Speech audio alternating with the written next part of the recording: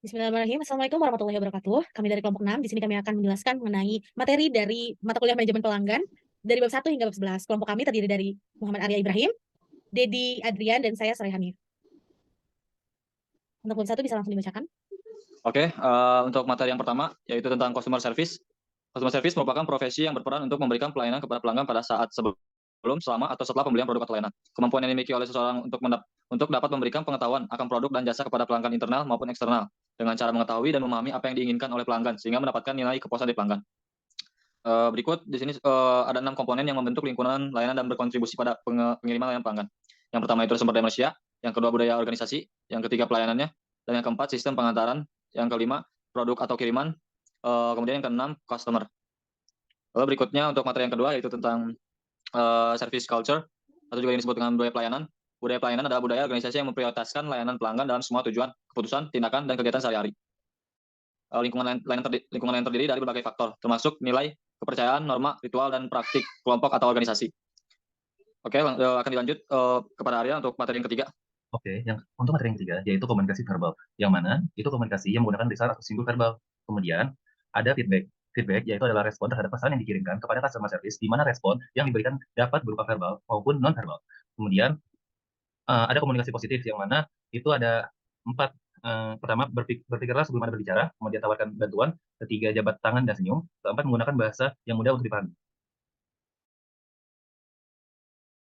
Oke, berikutnya yang materi keempat yaitu tentang komunikasi nonverbal. Komunikasi nonverbal adalah sebuah pesan yang ingin disampaikan melalui gerakan tubuh, posisi tubuh, kualitas vokal, dan berbagai sinyal yang dikirim oleh orang tak terucapkan.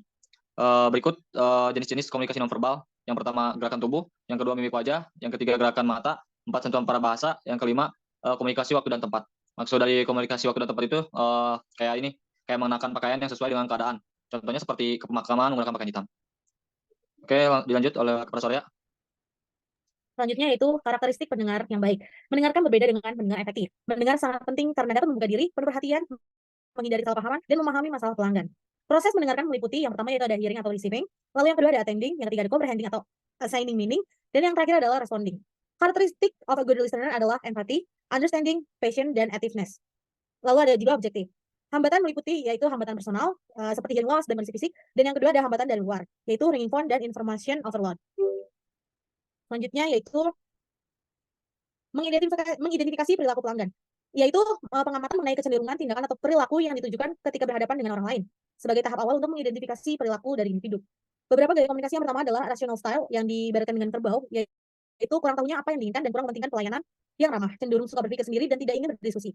Dengan caranya yaitu berikan waktu dan jangan bersikap egois. Lalu yang kedua yaitu inquisitive style, yaitu atau burung hantu, tahu apa yang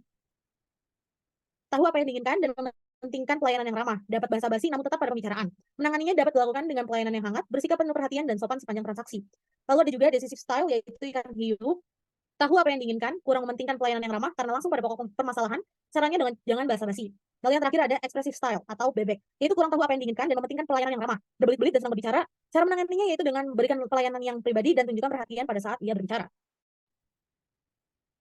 Kemudian ada mengidentifikasi service breakdown, yang mana itu situasi di mana ketika pelanggan tidak mendapatkan tingkat layanan tersebut sesuai dengan harapan pelanggan tersebut. Lalu ada typical customer expectation, yaitu memiliki produk knowledge yang baik, tidak membeda-bedakan dalam memberikan pelayanan, dan produk atau jasa yang dapat menjawab kebutuhan. Kemudian ada peran gaya perilaku, yang mana itu ada demanding or domineering customer, kemudian ada dissatisfied customer, ada juga angry customer, dan rude or inconsiderate customer. Dan kemudian ada the emotion reducing model, yang mana customer focus message sama dengan sikap empati menunjukkan pengertian mengapa customer menjadi marah dan meminta maaf jika diperlukan, gunakan bahasa tubuh terbuka dan tersenyum. Kemudian ada customer defection, yang mana kondisi di mana ketika pelanggan tidak mendapatkan pelayanan atau produk sesuai dengan harapannya, maka mereka pergi ke pesaing, contoh pelayanan yang buruk.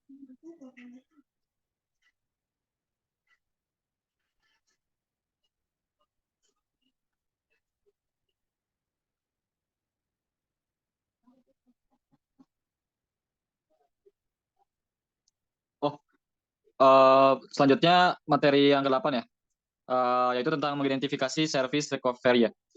Service recovery ini adalah tindakan yang diambil oleh perusahaan ketika mengalami kegagalan jasa atau service failure. Pemulihan layanan adalah penyelesaian masalah organisasi dari pelanggan yang tidak puas, mengubah pelanggan tersebut menjadi pelanggan setia. Ini adalah tindakan yang diambil penyedia layanan dalam menghadapi kegagalan layanan. Untuk strateginya, yang pertama melacak keluhan dari pelanggan, yang kedua tidak sungkan untuk minta maaf kepada pelanggan, lalu berikutnya yang ketiga segera mengambil tindakan, yang keempat menelusuri akar permasalahan, dan yang kelima selesaikan masalah pelanggan secepatnya. Yang keenam perlakukan pelanggan dengan baik, yang ketujuh melakukan tindak lanjut dengan pelanggan. Selanjutnya yaitu bab 9, Customer Service in Diverse World. Scope diversity atau ruang lingkup keanekaragaman adalah masuknya berbagai jenis orang, sebagian orang dari ras atau budaya yang berbeda dalam kelompok atau organisasi. Keragaman menjadi tantangan dalam pelayanan, namun memberi perluasan bagi pengetahuan. Kategorinya meliputi nationality, etnis, education, family, sex atau gender, dan lain sebagainya. Quality service pada deserved group yaitu language differences atau perbedaan bahasa, disabilities atau pelanggan dengan keterbatasan, elderly customer, dan younger customer. Selanjutnya yaitu penggunaan teknologi informasi dan komunikasi dalam customer service. Media teknologi dapat meningkatkan layanan pelanggan dan berhasil meningkatkan efisiensi. Peningkatan teknologi perusahaan dapat menerapkan strategi offshoring atau outsourcing. Keuntungan dan kekurangan dari teknologi meliputi keuntungannya nyaman karena tidak perlu tatap muka, teknologi membuat banyak hal berubah, salah satunya yaitu gaya hidup manusia, dan peranan teknologi ini membuat industri semakin berkembang. Kekurangannya yaitu mahal untuk up-to-date, peralatan, harus memiliki orang-orang yang dilatih untuk menggunakan peralatan, dan dapat mengakibatkan kehilangan pekerjaan. Lalu ada juga etika pemanfaatan teknologi informasi dan komunikasi, yaitu harus berbicara dengan jelas, berbicara dengan bahasa yang mudah dipahami, batasi penggunaan jargon atau slang, mengatur volume suara, dan gunakan nada suara.